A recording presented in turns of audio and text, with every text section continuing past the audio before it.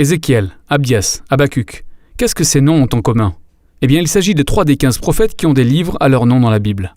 Si vous avez essayé de lire ces livres, il y a fort à parier que vous vous êtes perdu dans leur riche caractère poétique et leurs images étranges. Mais ces livres sont extrêmement importants pour comprendre l'histoire biblique dans son ensemble. Alors si on apprenait comment lire les prophètes ?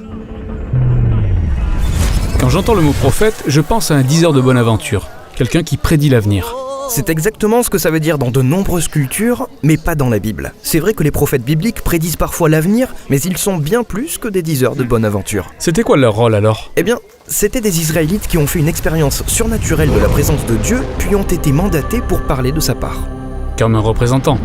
Exactement. Et leur objectif majeur était le respect de ce partenariat qui reliait Dieu aux Israélites. Ah oui, le partenariat. Dieu a sauvé Israël de l'esclavage en Égypte et les a invités à devenir une nation de justice et de générosité à travers laquelle les nations verraient sa nature. Et donc, ce partenariat exigeait que tous les Israélites fassent confiance et allégeance à leur Dieu seul. Dans la Bible, ce partenariat s'appelle l'Alliance. Mais les dirigeants, les prêtres, les rois ont égaré Israël et ont rompu l'Alliance. Et c'est donc là que les prophètes sont entrés en scène pour rappeler à Israël leur rôle dans le partenariat. Ils l'ont fait de 3 manières. Tout d'abord, ils accusaient constamment Israël d'avoir violé les clauses de l'Alliance. Les charges retenues contre eux incluaient généralement l'idolâtrie, des alliances avec d'autres nations et leurs dieux, et l'injustice envers les pauvres. Ah, ils servent d'avocats de l'Alliance. Tout à fait. Ensuite, les prophètes appelaient les Israélites à se repentir, ce qui signifie simplement se détourner. Ils rappelaient la miséricorde de Dieu qui leur pardonnerait s'ils confessaient leurs péchés et se détournaient de leur voie. Mais le peuple d'Israël et ses dirigeants n'ont pas changé. Les choses ont même empiré. Ce qui nous amène au 3e moyen par lequel les prophètes rappelaient l'importance de l'Alliance. Ils annonçaient les conséquences liées à la rupture de l'Alliance, qui se résume en ces termes, le jour du Seigneur. Ah oui, l'Apocalypse, les prédictions de la fin du monde. En quelque sorte. Les prophètes se préoccupaient surtout de la manière dont Dieu exécuterait sa justice sur la corruption dans laquelle s'était plongé Israël et les violentes nations environnantes. Et pour expliquer ces événements de leur temps, ils se servaient souvent d'une imagerie cosmique. Une imagerie cosmique ? Ouais, comme Jérémie, il a décrit l'exil des Israélites à Babylone comme l'effondrement de la création elle-même, avec la terre qui se dissout pour revenir au chaos et au désordre. Pas de lumière, pas d'animaux, aucun humain. Ou Ésaïe qui a décrit la chute de Babylone comme la désintégration du cosmos. Des étoiles tombant du ciel, le soleil s'assombrissant. Pour les prophètes, quand Dieu agit dans l'histoire de l'humanité pour que justice soit faite, cet acte est qualifié de jour du Seigneur. Les prophètes ne parlent donc pas de la fin du monde. Tu vas voir, ils font plusieurs choses à la fois. L'imagerie cosmique montre comment ces événements majeurs de leur époque s'inscrivent dans la vaste mission de Dieu, qui est de détruire une fois pour toutes les nations violentes et corrompues. Les prophètes se soucient autant du présent que de l'avenir, et le fait d'utiliser l'imagerie cosmique leur permettait de parler des deux à la fois.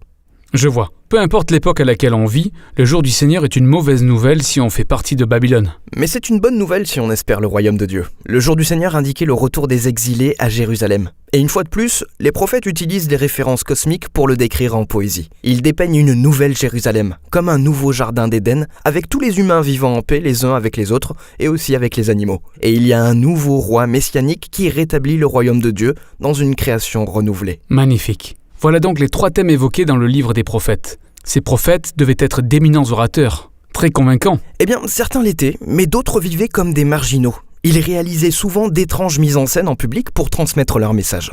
Comme lorsqu'Ézéchiel s'est couché par terre et a fait un modèle réduit de Jérusalem assiégée par Babylone, ou quand Ésaïe s'est promené nu pendant 3 ans pour symboliser l'humiliation que produit l'exil. J'imagine donc que les gens les écoutaient ? Pas vraiment. Les récits de ces livres montrent à quel point les prophètes constituaient une minorité qui, la plupart du temps, était combattue par les dirigeants d'Israël. Leurs écrits servaient donc de littérature engagée. La plupart des gens les ont ignorés jusqu'à ce que leurs avertissements concernant l'exil babylonien s'accomplissent. C'est après ça que les gens ont commencé à prendre leurs paroles au sérieux. Oui, les œuvres de ces premiers prophètes ont été léguées à des prophètes ultérieurs, anonymes, qui ont mené une étude approfondie de ces textes. Ce sont eux qui ont agencé les écritures hébraïques telles que nous les connaissons, y compris les livres des prophètes.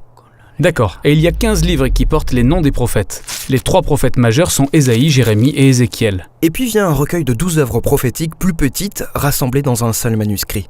Dans chacun de ces livres, on peut lire des histoires sur les prophètes, leurs poèmes et leurs visions qui sont toutes agencées de manière à relier les références cosmiques à l'histoire d'Israël, pour montrer comment Dieu était en train de changer leur tragique succession de défaillance et d'exil en une histoire empreinte d'espérance et de restauration pour toutes les nations. C'est donc ce double message d'avertissement prophétique et d'espérance qui importait tant aux prophètes. Et c'est un message que nous avons besoin d'entendre, encore aujourd'hui.